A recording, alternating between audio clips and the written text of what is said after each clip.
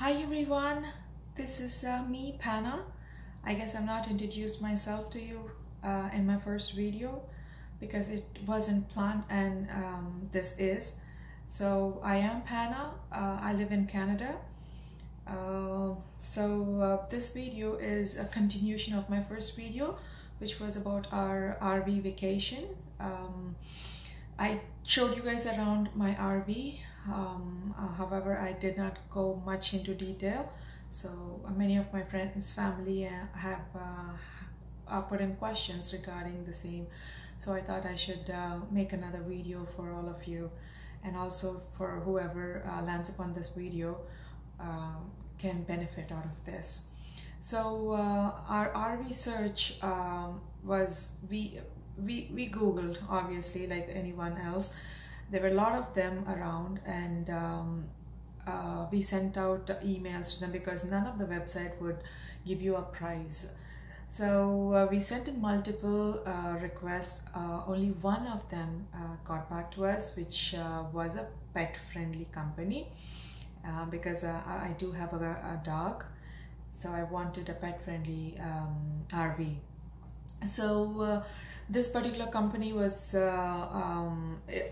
got back to us, and they were in Bolton, much far away to where I live. I live in the east part of Toronto, and they are to the north, I would say. I'm directionally challenged, but I think, yeah, around north. So they got back to us, and they gave us a quote, and the quote which they gave us was for the peak season, because anything between May and August is peak season, which is the summer season, which is the most beautiful season for summer for Canada. The peak season was a minimum that I had to rent the RV was for a week, and they wouldn't give it to us for less than a week. They quoted us with around $1,500. I'm giving you an approximate because I'm not seeing the bills myself. Around $1,500 plus taxes, which is going to be around $300 or so. And there was a preparation tax or a preparation fee, which is around $150. My husband wanted to take his bike with him, so that was another $25. So that came up to around, not sure, let me get to you. I have much more. So this all comes up with 700 kilometers that we could travel. Whatever they give us, we are only allowed to travel 700 kilometers. If we go over, for every kilometer, they would charge us 35 cents. So at the end of the trip, it so happened that we did go over our 700 kilometers, and it was around 200 kilometers that we went over. And that came up in total. Our RV we ended up paying them around $2,000 for a week's time. That's without gas. Gas was extra. Now regarding the gas, you can pump in regular gas at any of the gas stations, I would say. So that was the rental, I would say. Now, things to keep in mind when you are renting these RVs. The first thing is, these are oversized vehicles. Now, to drive this, you just need a regular G license. You don't need those big trucking licenses. A person with a G license and comfortable to drive is good. And if you have ever driven a U-Haul, it's the same. You just have to be cautious and careful when you're backing, and you know, things like that. When you're taking your left or your right, you just have to bear in mind it's an oversized vehicle, so you just have to be cautious about it. The gas is regular gas, as I said, and what else? Yeah, when you are renting out the RV, what I did, we did take pictures of the whole RV, because if there is any damage in the RV, it's better that you take pictures and make sure that when you're giving it back, they don't claim that we did that. And that's one thing that I did. And what else? I've tried writing it down because I'm forgetting. What else? And yeah, so there are actually three types of according to my research, it seems like there are three types of RVs: Class A, Class B, and Class C. Class A is the humongous, the big bus sort of a thing. Class B is a little smaller one, can accommodate 2 people or maybe an extra one. But we were like 4 adults, a kid and a dog going together, so we had to take a Class C, which accommodated 4 adults, a dog and a toddler, which was comfortable for us. So Class C is good for a family like ours. And regarding the campsite, now campsites are really busy in the summer season, as you know, you can understand. You have to pre-book it well ahead. Provincial parks are quite beautiful if you consider. However, there are many others that you could camp at. Now they are at the campsite, they are regular tent sites where you could just put up your tent, or there are RV sites where it's full hookup. What a full hookup means, you have your water, electricity, and the sewer outlets. So once you are there, you park your RV, you plug in all these 3, your water, sewer, and the electricity. It just becomes your house. It's just regular thing, like you switch on your light, you open your faucet, your water is there, so everything is normal. Now you pay for all of this. For the campsite that we were at Happy Hearts campsite, which is at Tobermory. That's where we went, Tobermory, Ontario. It is a beautiful place. You should visit it for sure. So it's a per night fee.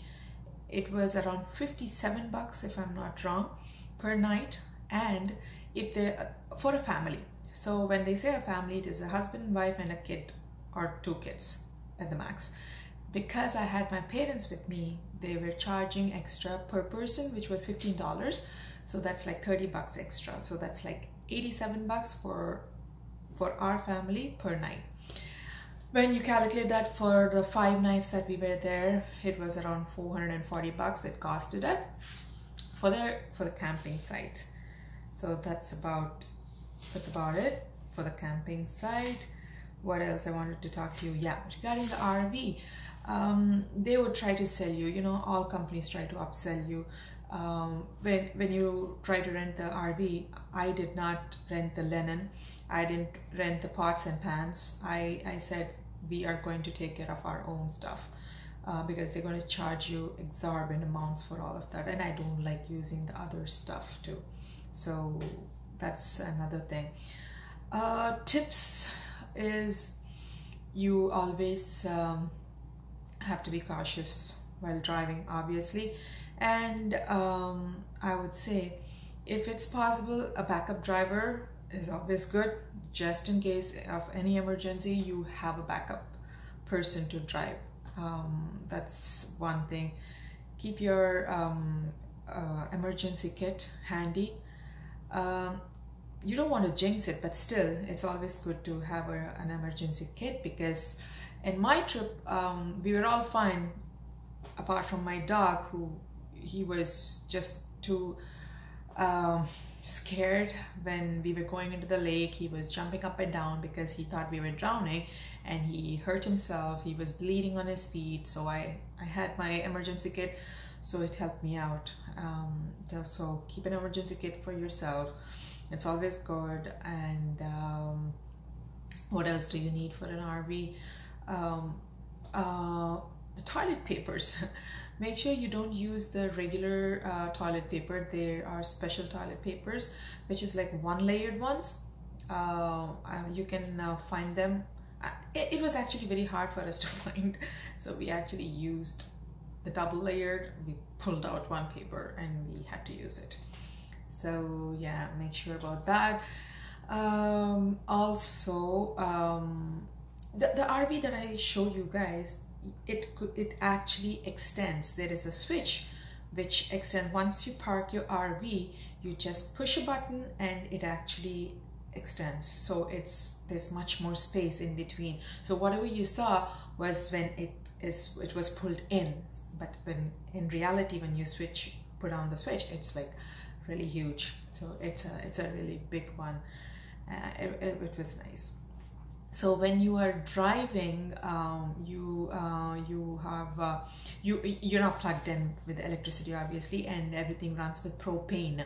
You have propane tanks, small propane tanks, where your fridge is running with your propane, and it doesn't use much, as per what we have seen. You can leave the propane tank on and let the fridge run. It's fine. Some of the people who, some of the questions I have seen in some of the FB, the Facebook groups, people were scared to drive with the propane tanks on, but we drove and everything was fine. It's all good. Also, when you are renting your RV, don't forget to ask them if there is an emergency. Is there a number that you could contact them? Is there roadside assistance that, you know, if there's a flat tire or anything, what number that you could call in? If whatever your rental is, does it cover your insurance? You know, things like these are important to ask before you actually rent the RV. It was the first time for us, so we were quite nervous. I was going on and on and on, trying to research. I've been in some of the RV Facebook groups. I've got a lot of information, thanks to all of them. I guess I've covered most part, and I think I've gone haphazard, but I tried to cover most questions that you guys have asked me. If you have any other questions, do feel free to put it in the comment. And I do plan to make more videos. If you have seen my profile picture, I have lost a lot of weight, and I plan to do a video about my weight loss. So tune in for my next video. It's going to be soon in. Okay, thanks guys. Bye bye.